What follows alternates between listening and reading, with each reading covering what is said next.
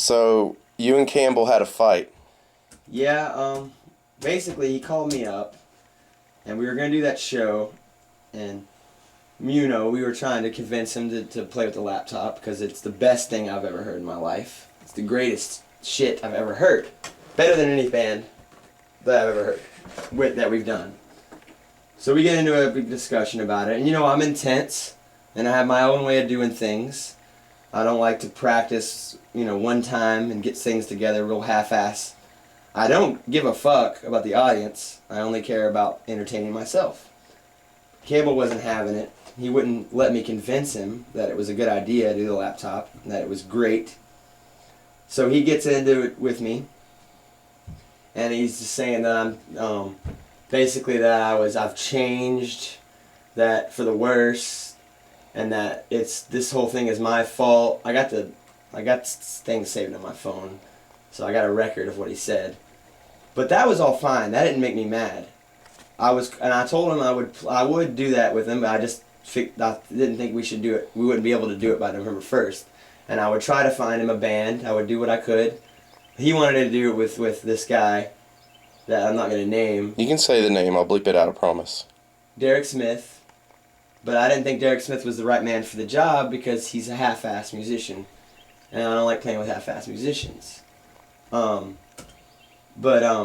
Basically, he started bringing up all this other shit that had nothing to do with music. He said a bunch of disrespectful things to me. Like what? Well, it's hard to remember most of it. Your looks have become a problem.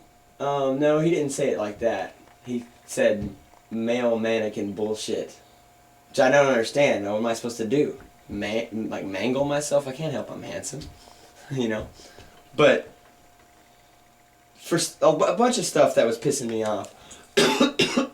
Called me selfish and stuff. Said I was just like my mom, and that was and he was saying a bunch of negative stuff, and it was followed by I was just like my mom. That was alright, because I am just like my mom. And I don't care if he says that. That doesn't bother me. But then he called my girlfriend a fat piece of shit. I don't let anybody talk about her. I mean, she's good to me. I love her. So I don't like people talking shit about her. She's bent over backwards to make sure I have everything I need.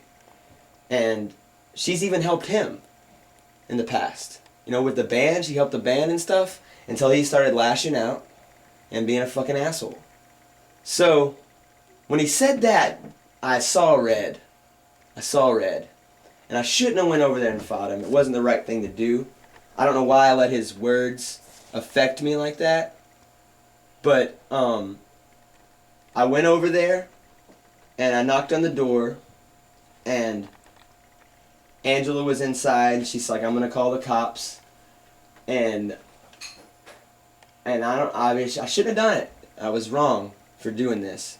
But it was just like you can only push a man so far before he's just violent, And he never has to deal with any consequences for his actions. So he needed some consequences.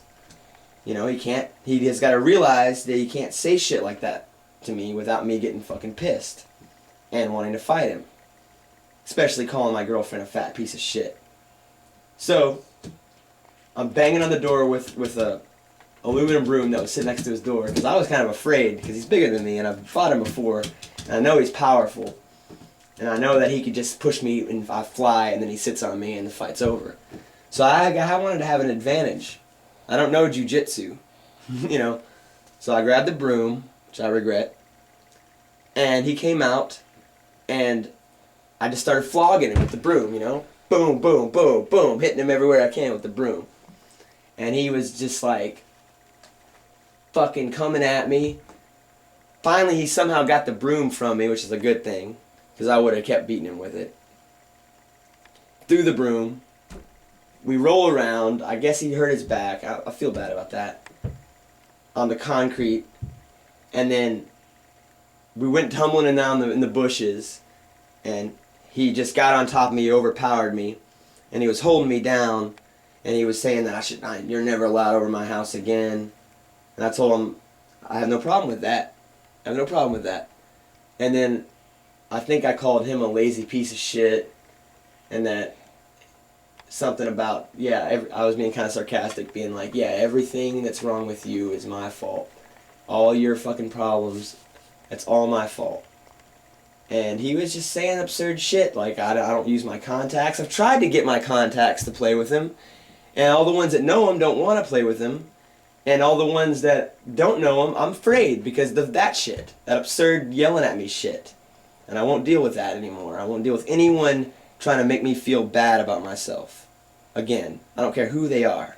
My girlfriend, my brother, my grandma, my fucking girlfriend's parents, anyone won't make me feel like shit about myself. Because I know what I want to do, and I'm going to do it, and no one's getting in my fucking way, and no one's going to make music not fun for me anymore. So, what is the status of Murderous Geese? As of now, I'm afraid to play music with him again because of the way he lashes out and he forces all the anger at me.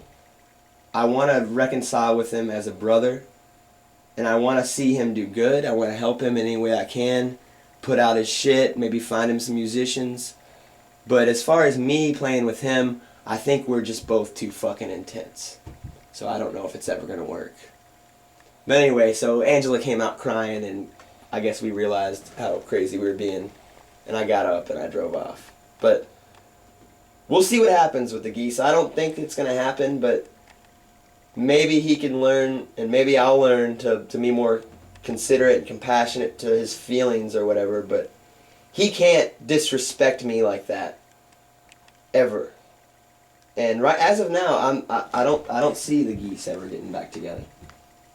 But, End interview.